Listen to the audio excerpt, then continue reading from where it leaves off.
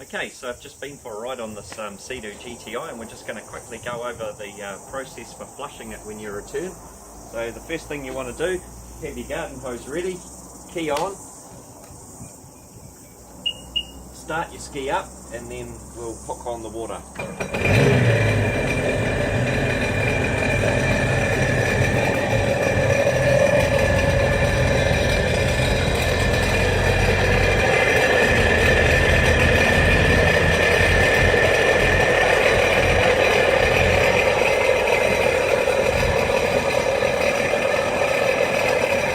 The water running now, it's flushing through nicely. We only need to leave that running for approximately 1 to 2 minutes at the most. If you've got a salt away kit, you can be using that as well.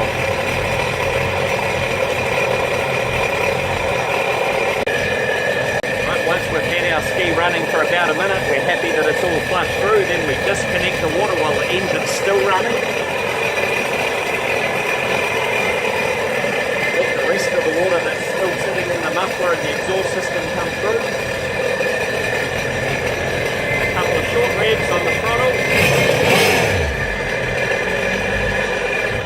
and shut down the engine.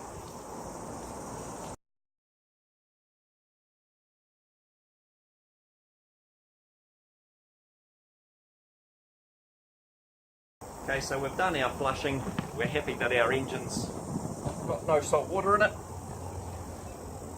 Just having a quick look under the hood. The ride I went on today was quite flat water, so I don't have salt spray or anything all over my engine. All I'm going to do is give that a puff out with some inox, and then I'm going to put it away in the garage, leaving the seats off to let any condensation or any moisture that's in the hull dry out naturally, because there's still a lot of engine temperature in there, so that will dry itself off quite nicely.